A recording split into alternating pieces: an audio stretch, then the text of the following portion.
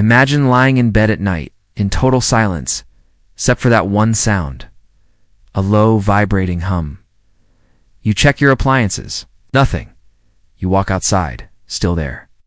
But when you ask your neighbor, they hear nothing. Welcome to the hum. A strange, low-frequency sound heard by thousands across the globe. But no microphone has ever recorded it. No one knows exactly where it's coming from. It's not just one location, either. The hum has been reported in Taos, New Mexico, in Bristol, England, in Largs, Scotland, Windsor, Ontario, Auckland, New Zealand, and the stories are strangely similar. People hear a low droning, like an idling diesel engine. It's usually worst at night, inside buildings, and it drives some people absolutely mad. Literally. Sleeplessness, anxiety, nosebleeds, even suicide. Yet others living in the same town hear nothing. This isn't new either. The first major report of the hum came from Bristol in the 1970s. Around 800 people claimed to hear it, and scientists took notice. They brought in microphones, spectrum analyzers. Nothing. Dead silence. And yet, the complaints kept coming. The city council even asked a gas company to check their pipes. Still nothing. Then came the infamous Taos hum.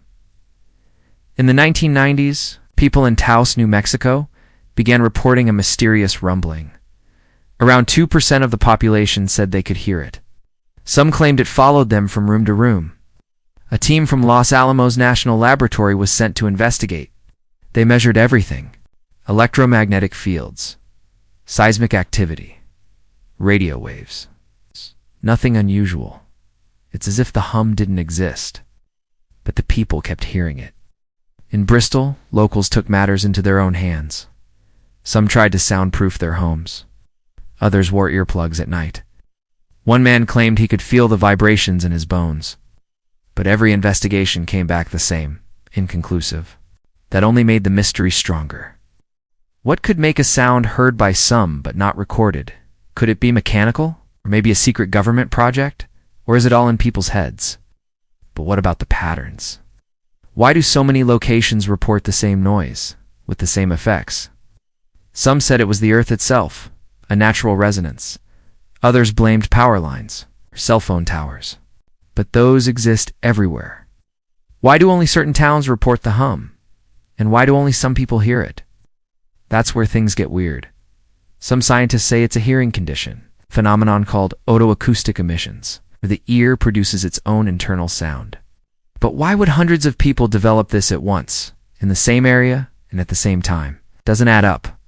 And that's why the hum continues to baffle us. It's real, at least to those who hear it.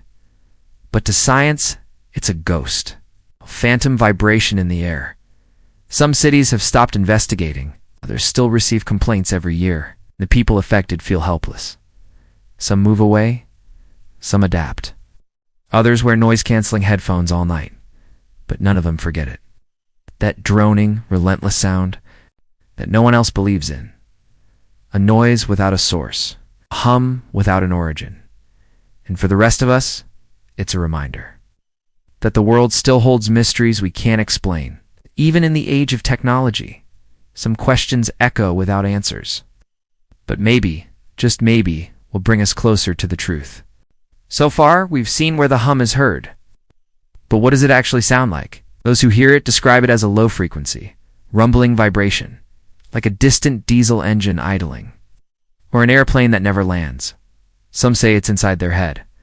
Others feel it in their chest. Recordings have tried to capture it, but often pick up nothing. It's elusive, almost like it's not physical. And yet it's so disruptive. Some sufferers say it's ruined their lives. One man in Canada tried to drown it out with white noise machines. Another woman in New Zealand moved home twice. Still, the hum followed. That raises the question, what's causing it? Is it something external or internal? Let's investigate the possible explanations. The first theory, otonitis, a medical condition where people hear ringing or humming inside their ears. It's common, especially as we age or are exposed to loud noise. But here's the problem. The hum doesn't behave like tinnitus.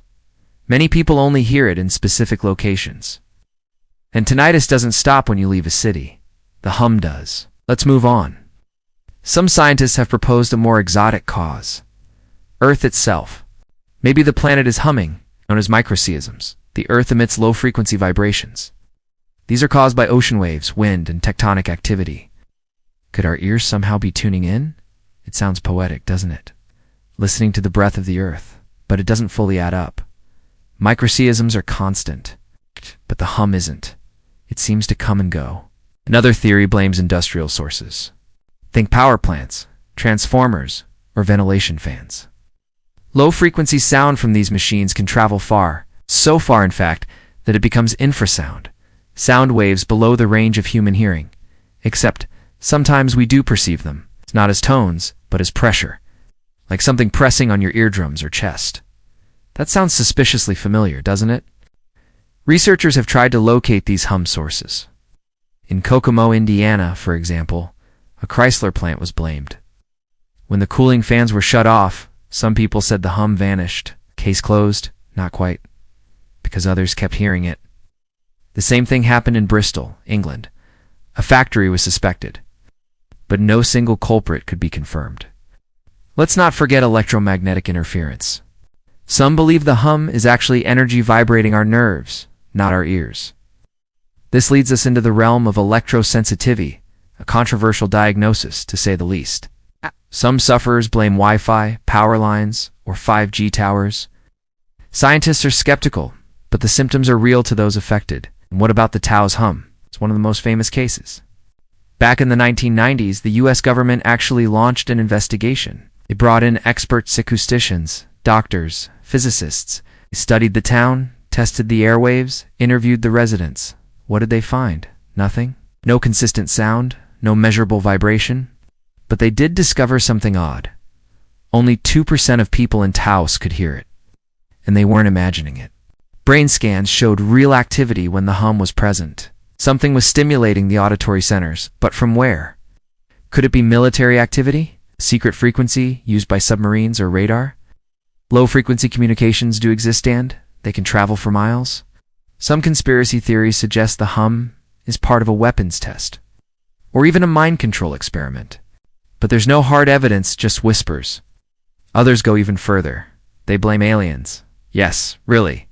The hum, they say, is a signal. Not for us, but for them. Beacons left behind to monitor Earth. As outlandish as it sounds, it's not the wildest theory. Because some claim the hum isn't sound at all. It's reality. Glitching. A breakdown in the simulation? Like the hum of a machine running in the background of existence. We're not supposed to notice it, but some do. So where does that leave us? With tinnitus, machines, aliens, or a planet trying to speak?